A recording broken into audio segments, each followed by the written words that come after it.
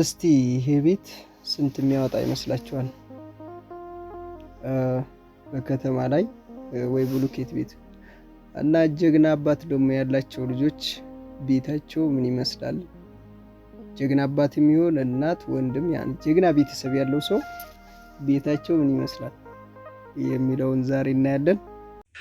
እቺ የምትሸጥ ቤት ነች። እንግዲህ ጽድት ቅልብጭ ያለች ቤት በጣም ነው የምታምረው። 200 ካሬ ነች። ውስጧን አሳያችኋለሁ። በጣም ሰፊ ግቢ ነው። 200 ካሬ ማለት እንግዲህ እዚጋ ሽንት ቤት፣ ሴፍቲ ታንከር ተገንብቶላታል። በጣም የሚያምር ቤት ነው።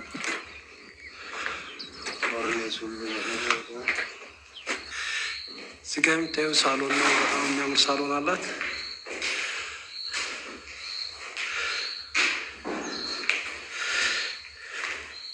ይህ መኝታ ክላስ ነው።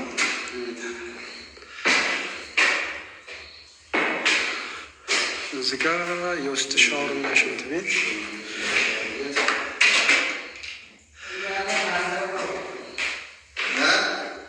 እንደዚህ ነው። የኔ ጀግና አባት እያሉ እየጻፉ ከቲክቶክ አይቼ ነው አሁን ይህንን ያመጣውላችሁ። ይለያል። አባታችሁ ከጎን ሲሆን ያው አባት የሌላችሁ እንዲከፋቸው አልፈልግም። አባት ያለው የሌለው ሳይሆን በነገራችን ላይ ጠንካራ ቤተሰብ ያለው ሰው ሁሉም አሪፍ ደረጃ ይደርሳል። በቃ እናንተ በምትለፉት በምትልኩት ገንዘብ እነሱ ገንዘቡን ቁም ነገር ላይ ካዋሉት ያ ገንዘብ ምንም ነገር ሊሰራ ይችላል። በቃ ብዙ ነገር እና እኔ በጣም ብዙ ያጋጠመኝ ነገርና የህይወት ታሪክ ዛሬ ላወራችሁ ነው። አሁን ብዙ ጊዜ አወራዋለሁ አሰሙኝም። ዛሬ ግን ቤት ይዤ መጥቼ ላወራችሁ። የቤት ዕቃ እንሰራለን። የቤት ዕቃ ከሰራን በኋላ እቤት እንወስዳለን አይደል? እቤት እንወስዳለን ስንል ያው በትራንስፖርት ምናምን ተነጋግረን እዚህን ስንሄድ ለመቅጠም ቤቱ በሸህም ነው ዕቃ የሚገባበት። የ10 ደቂቃ ምናምን በቃ ወደ ላይ ሰፈር ውስጥ ገብቶ መኪና የማይገባበት የሆነ ማይሆን ሰፈር ውስጥ። አሁን እዚያ ቦታ ስንሄድ ደግሞ ቦታው ላይ ግብት ብለን ቤቱ ጽድት ያለ ምናምን ይሆናል። ሰው እንግዲህ ይሄ መንገድ የለው ምናምን በጣም አስቸጋሪ ቦታ ላይ ያበደ ቤት ለምን ያኔ መሰለ ቤት ያን ሁላ ብር ወጥቶበት የማይሆን ውስጥ ያን ቤታችሁን እንሽጠው ብትሉ እንኳን የማይሸጥበት ቦታ ነው የሚሆነው ማለት ነው። ሰው እዛ ቦታ ገብቶ መኖር አይፈልግም። የሆነ በቃ ሰፈር ውስጥ ገብተው የሆነ ቦታ ገብተው ነው እንትን የሚሉትና እና ከእንዲህ አይነት ቤተሰብ ይጠብቃችሁ። የምሬ ነው። በጣም ብዙ ቦታ ነኝ። እንዴት ነው ዕቃ እዚህ የሚገባው? ግን ልጅቱ እዚህ ቦታ መሆኑን ታውቃለች ወይ ይላለውና እሷ የምታውቀው ያው ቤቱ ማማሩንና ከተማ ውስጥ እዚህ ቦታ ነው ይሏታል። ገባችኋ? አታውቁም። ቦታውን ስትመጡ ነው እንግዲህ እግር መንገድ ስንት ደቂቃ እንዳለው ምን አይነት ችግር እንዳለው የምታውቁት ስትመጡ ነው። አሁን አታውቁት። ግን ጥሩ ቦታ መንገድ ዳር ወደ ከተማ ገባ ያለ ለመብራት ለውሃ የማያስቸግር ቦታ፣ ውሃ መብራት ሳይገባ የቤት ዕቃ ዘን ሄዳለን እኛ። ተመልከቱ እንግዲህ ያቺ ልጅ ከስንት ዓመት በኋላ ከአረብ ሀገር ከመጣች ወላሂ ደም እንባ ነው የምታለቅሰው። በቃ በጣም ከባድ ነው። ልሽጠው ብትሉ ሰው እዛ ቦታ ላይ አይገዛቸውም። በጣም ከባድ ነው። እና ያው ጀግና አባት ያለው ሰው እንደዚህ አርቆ ቆንጆ ቤት ይሰራል። ጀግና ቤተሰብ ይስጣችሁ። ከሀገር የምንወጣበት ምክንያት ያው ቤት ለመስራት ለመለወጥ ጥሩ ነገር ለመስራት የቤት ዕቃ ለማሟላት ነው እንጂ ያው ሽሮ አይደለም። ሽሮ እዚሁ አላጣንምና ጥሩ ነገር እንያዝ ለመለወጥ ነው። ሲትሄዱ ጥሩ ነገር ለመስራት እናንተ ስደክሙና ስለኩ ደግሞ ያ ቤተሰብ ወደ ኋላ እናንተን የሚያስቀሯችሁ እነሱ ናቸው ማለት ነው። ቤተሰብ ነው ዋናውን ጨዋታ። እናንተ በሰራችሁ ስትለፉ እዚህም የሚለፋ ሰው ያስፈልጋል።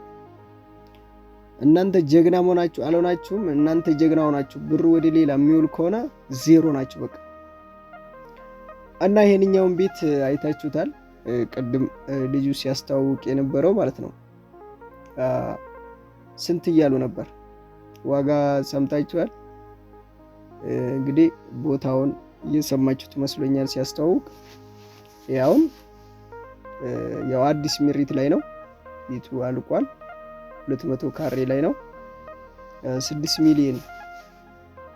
ብዙ ልጆች አንድ ነገር ልናገር፣ ምን ትሉኛላችሁ መሰላችሁ?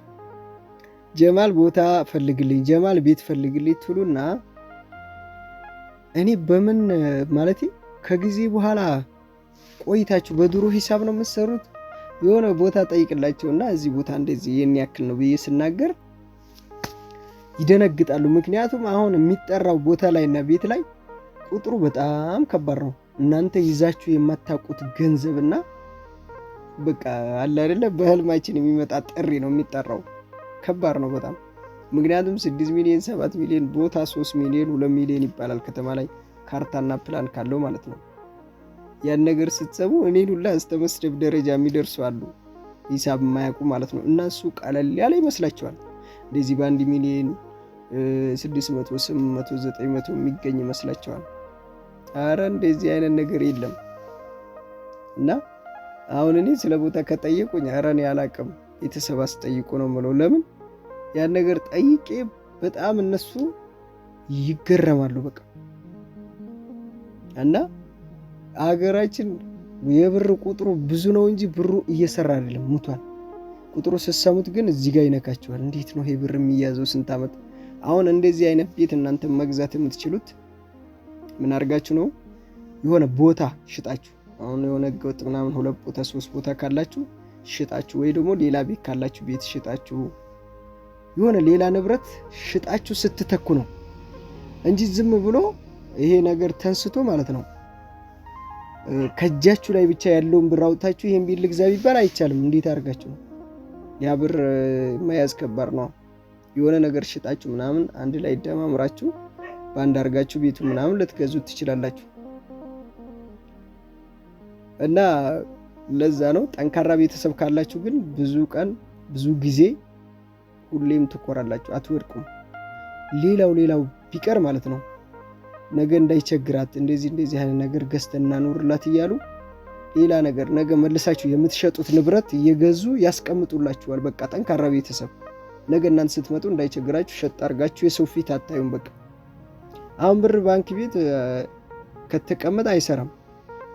ባንክ ቤት 1 ብር ሳትሰሩበት 1 ዓመት ካስቀመጣችሁት እኮ በጣም ይወድቃል። የሆነ ነገር ገዛ ተደርጎ ከተቀመጠበት ግን ያ ነገር ይጨምራል እንጂ አይቀንስም። እና ሀሳቡ ከተመቻችሁ ላይክ አድርጉ። ይመቻችሁ።